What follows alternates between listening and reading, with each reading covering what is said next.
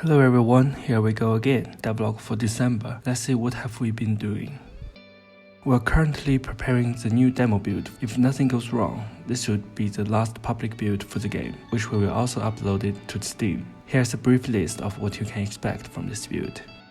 First, the new intro. We mentioned about this in previous devlogs. We've reworked the intro part of the game. The new intro makes the beginning part of the story much faster and compacted. There won't be a bit of playing and then several minutes of cutscene and repeat. What the new intro also changes are the background story. I will keep this unrevealed for now until the new build is ready. The second thing for the new build is the save and load feature. One thing I need to say beforehand is that the save data of the demo build will not work in the released game.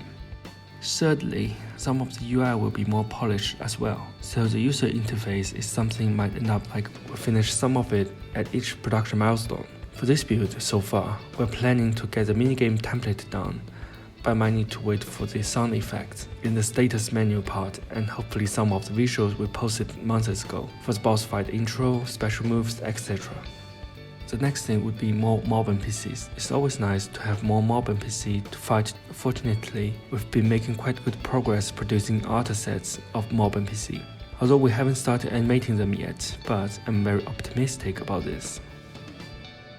After that, one of the most important part, also the most time-consuming part in this build, advanced NPC AI and enemy spawning mechanics. So what this will do is to get all the resident NPC react to the situation, such as when the place becomes a war zone, as a player character versus mobs or mobs fighting each other, like police and gun thugs. The pedestrian NPC will run away and stop spawning. That's the first half. The second half is for the enemy NPC, since I consider this game to be a mini open-world ARPG, so enemy encounter design will be quite different from my previous experience in the Vagrant. It will work like this, so there will be two types of level stages, one with hostile mobs only, let's call it combat level, and one with pedestrian NPC and sometimes spawn enemies, normal level.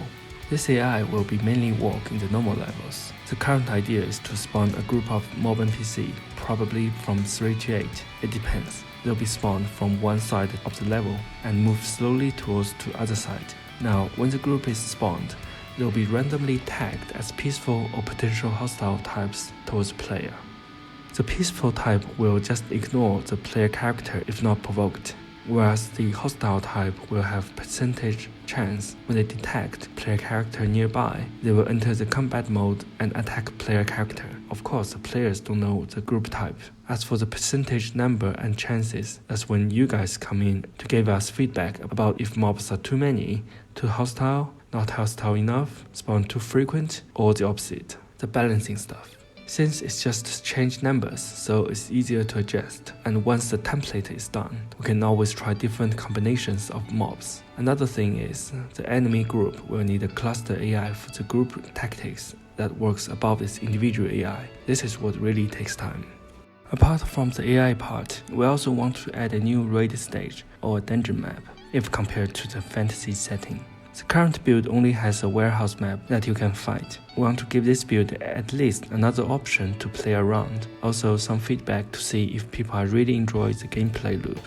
The last thing would be polished level stages, but without filler background NPC and the visual decorations, which means the neon light, commercial signs, and small background animation. Although the visual decorations add little to none to the gameplay, but it makes some of the background sets convincing and good looking. Then some levels will be blocked until the final releases, because we want this demo to be a complete little thing. You don't want to wander through levels with lots of placeholder assets. Some people may find it interesting to look at this stuff, but I think it's kinda turn off and may causes bugs and crashes. One last thing for the stage levels is the player home rework. Since we promised player home customization in the Kickstarter, we will do a redesign to get this feature works in the game.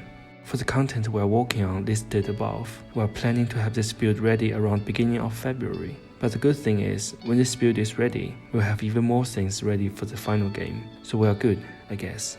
There is also some progress with the Kickstarter reward stuff. The first thing is the sticker. We posted this on our Twitter a couple of days ago. I think this looks quite nice, and I'm happy with the quality and the size of it. The only thing is the color is a bit darker than I expected.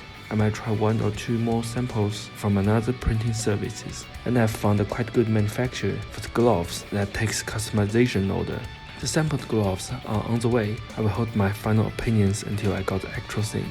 For the mousepad art, the progress is steady, but there are quite a bit of characters to draw in total, so still need some time for previews. Finally, the backer NPC. I've started working on some of the NPC a while ago. I think I will start sending out the first draft to backers pretty soon. Again, there are still backers I reached out haven't sent me the NPC references. I'll keep sending out emails, so make sure you check your junk mails just in case my email ends up there. Okay, that's it for this devlog. Thank you very much for watching this video. Please follow our social media, add the game to your Steam wishlist, and join the Discord server. I will see you guys next time and wish you an early Merry Christmas. Bye bye.